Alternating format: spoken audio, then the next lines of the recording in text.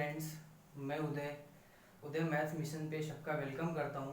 आज पर्यावरण दिवस के अवसर पर सारे बच्चों का मैं अभिनंदन करता हूँ, वेलकम करता हूँ। उदय मैथ्स मिशन पे चैनल है। आज नंबर सिस्टम की चौथी क्लासेस है। तीसरी क्लासेस में कुछ कॉन्सेप्ट पढ़े थे। यहाँ पे कुछ बेसिक चीज़ें चौथे पार्ट में पढ़ेंगे हम सब। जल्दी से जो बच्चे नए हैं हमारे नोटिफिकेशन पाने के लिए जल्दी से सेशंस को शेयर कर दें और सब्सक्राइब कर दें, जिससे ज़्यादा बच्चों तक पहुँचे और एक कंटेंट बच्चों तक पहुँच पाए। आज नंबर सिस्टम की चौथे पार्ट में कुछ बेसिक क्वेश्चंस को करेंगे। इस क्वेश्चंस को आरआरबी एनटीपीसी और ग्रुप डी के बेस पे तैयार किया गया है। प्रीवियस ईयर के क्वेश्चंस हैं इम्पॉर्टेंट, जो बहुत बार रिपीटेड हुए हैं, उन सबको इंक्लूड किया गया है। हम सब देखते हैं, कुछ क्वेश्चंस हैं और सॉल्व करते हैं। वेलकम है सारे बच्चों का। जल्दी से सेशन को शेयर कर दें। जो नए हैं हमारी नोटिफिकेशन पाने के लिए सब्सक्राइब कर दें और बेल आइकन को दबाना ना भूलें। आज हम सब पढ़ेंगे नंबर सिस्टम की चौथी क्लासेस है। पहला जो क्वेश्चन है, तीन धनात्मक संख्याओं में पहली और दूसरी का गुणनफल 42 है। तीन धनात्मक संख्याएं हैं, पहली और दूसरी संख्या का गुणनफल 42 है, जबकि दूसरी और तीसरी का गुणनफल 56 है और तीसरी और पहली का गुणनफल 48 है। तो तीसरी संख्या को बताइए। थर्ड नंबर पूछ रहा है। पहले दूसरे का मल्टीपल दिया गया है, दूसरे का तीसरे का मल्टीपल दिया गया और तीसरे का पहले का दिया गया है। पूछ रहा है तीसरा नंबर क्या है। इन सब के बारे में हम सब पढ़ेंगे। तो इसमें एक बात ये है कि आप मेथड पे भी कर सकते हैं, थोड़ी ट्रिक पे भी कर सकते हैं। ठीक है, जल्दी जिस तरह से आपको करना हो। ठीक है, मैंने मान लिया कि तीनों संख्या एबीसी है। एबीसी तीनों संख्याएं हैं।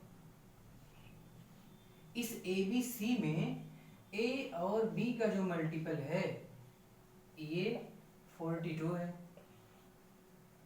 उसके बाद बी और सी का जो मल्टीपल है वो 56 है। सी और ए का जो गुणनफल है मल्टीपल है 48 है।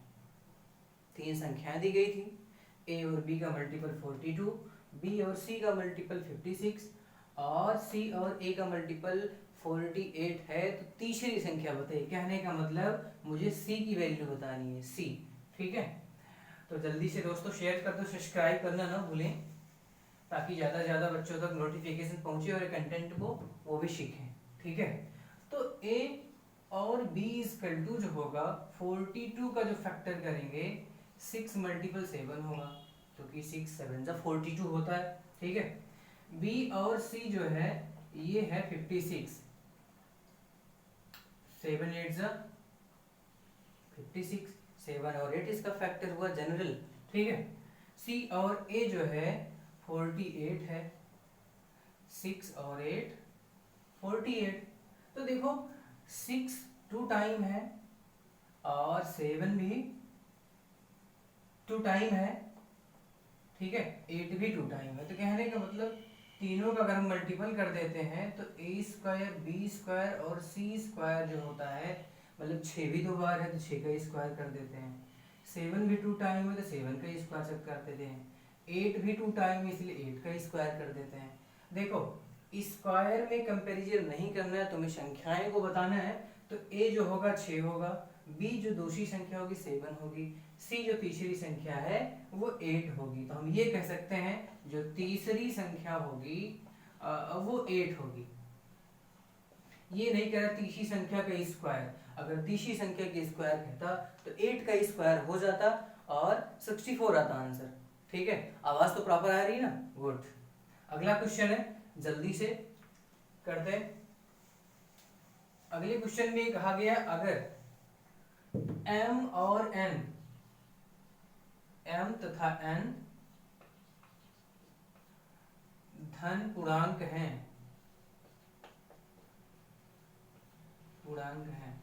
m माइनस n जो है, m माइनस n जो है वो एक सम है।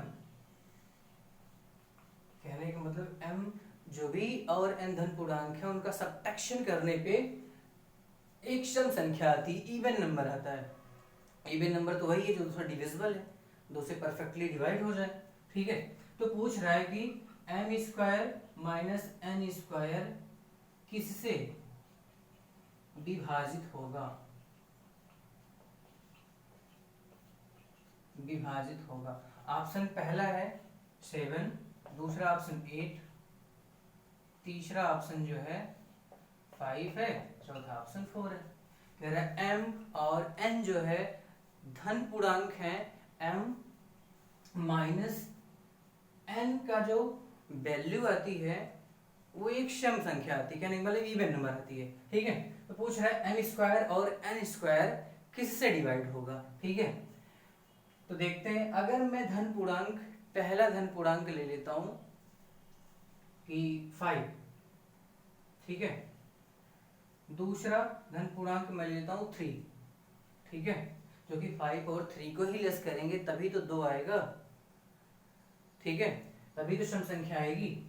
5 ले लिए, इसका स्क्वायर कर दिया, माइनस 3 का स्क्वायर मैंने कर दिया, 25 माइनस 9, ठीक है, ये 16 आता है। 16 जो है इनमें से किससे डिविजिबल है, 4 से भी डिविजिबल है, लेकिन जो फाइनल आंसर होगा 8 होगा, क्योंकि हर कंडीशन में m मतलब धन पूर्णांक के वर्गों का जो अंतर है 4 से डिविजिबल नहीं होता है, कभी कभी होता है। ठीक है, लेकिन हर कंडीशन में m square minus n square कहने मतलब धन पूर्णांकों का जो डिफरेंस है वो 8 से हर कंडीशन में डिविजिबल होता है, तो यहाँ पे 8 इसका फाइनल आंसर होगा। ठीक है, आप चेक कर सकते हैं, कई सारे नंबर ले सकते हैं यहाँ पे, लेकिन नंबर वही लिए जाएंगे जिसका डिफरेंस एक सम संख्या हो, इवन नंबर हो। ठीक है, मैं उम्मीद करता हूँ आपको समझ में आ रहे होंगे। नहीं समझ में आते हैं तो बार बार वीडियो को आप रिमूव कर से देख सकते हैं, क्योंकि वीडियो का मतलब ही यही होता है, एक ही वीडियो में एक ही चीजें कई बार न बता के एक ही बार बताइए, आप सब वीडियो को रिमूव करके देखें। ठीक है, गौर फरमाएंगे। अगला क्वेश्चन है कि एक व्यक्ति के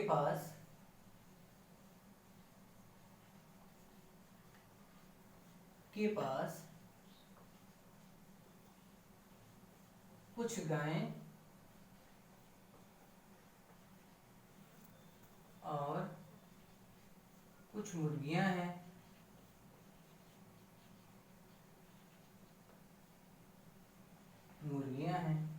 कह रहा है कि उनमें पैरों की कुल संख्या 140 है, पैरों की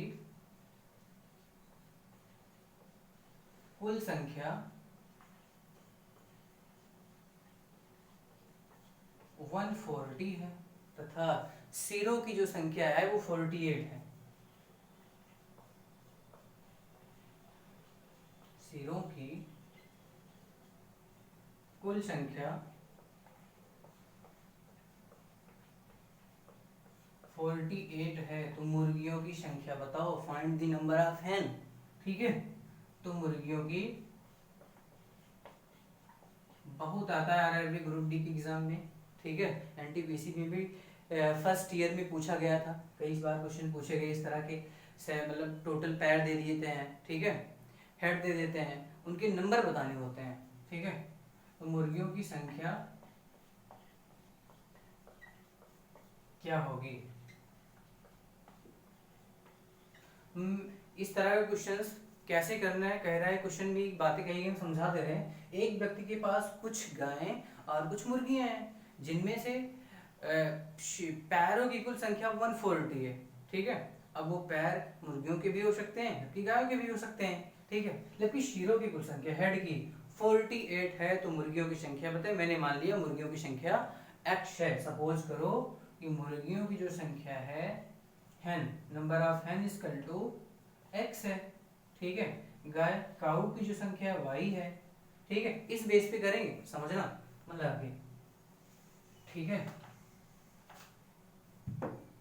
तो मुर्गियों के 2 ही पैर होंगे। ठीक है, 2x,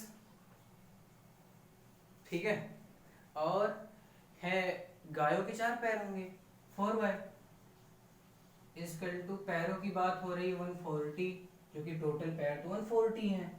ठीक है, अब सिर तो एक ही होंगे, एक ही होंगे, ऐसा तो है नहीं कि गायों के 2 सिर होंगे।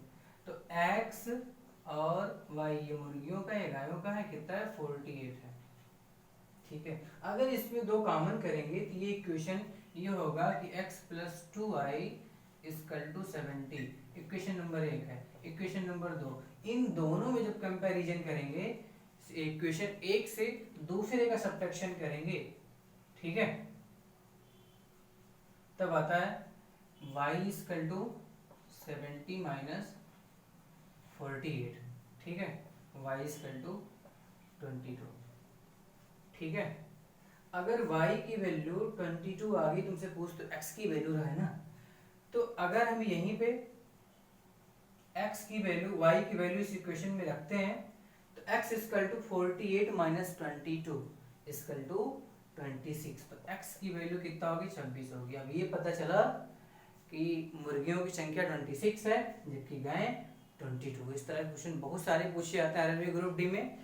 आरआरबी ग्रुप डी के बच्चे एकदम ध्यान से देखेंगे, इस तरह क्वेश्चन सिंपल सा है, एकदम इजी है, फ्री का मार्क्स आपको दिलाता है। मैथ्स में स्कोरिंग आप कर सकते हो, जबकि जीके जीएस में गलत भी हो सकता है, करंट अफेयर तो कभी पूरे में पूरे नहीं चाहिए होता है, ठीक है। एक ऐसा सब्जेक्ट है जो आपको बहुत पीक तक लेके जाएगा, बहुत ऊंचाई तक लेके जाएगा अगर आप मन से पढ़ते हैं तो, ठीक है। थोड़ा भी मेहनत अगर कर दें, इसमें ज़्यादा मार्क्स आने के चांसेस होते हैं, ठीक है। अगला जो क्वेश्चन है, हम कम समय में ज़्यादा क्वेश्चंस करवाएंगे, क्योंकि आरआरबी का नोटिफिकेशन ये कह रहा है जल्दी से एग्जाम डेट क्लियर की जाएगी और बच्चों को पेपर देने का अवसर मिलेगा, ठीक है। अगला कुछ नंबर दिए गए मल्टीपल में पावर के रूप में, उसमें अभाज्य गुणनखंड बताने हैं, ठीक है। बहुत एग्जाम में पूछा था नंबर सिस्टम से, ठीक है। 6 की पावर, इसमें क्या होता है कि फैक्टर, पावर की तो एडिंग होती है लेकिन फैक्टर कर करके, ऐसे नहीं, ठीक है। 7 की पावर 222 मल्टीपल 8 की पावर 111। अब अगर ऐसे पावर की एडिंग कर दें, कह रहा है अभाज्य गुणनखंड बताइए, अभाज्य गुणनखंड, ये तुम्हें बताना है।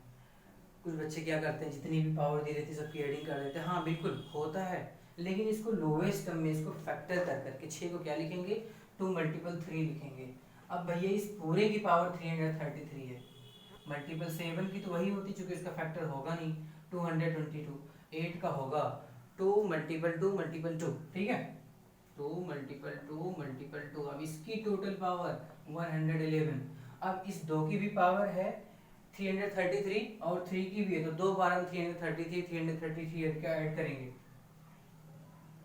प्लस 333, ये वन टाइम है इसलिए 222 प्लस 3 बार ऐड करेंगे इसको, तो हो जाएगा 333, क्योंकि 2 की भी पावर है, इस 2 की भी पावर है, इस 2 की पावर है, ठीक है।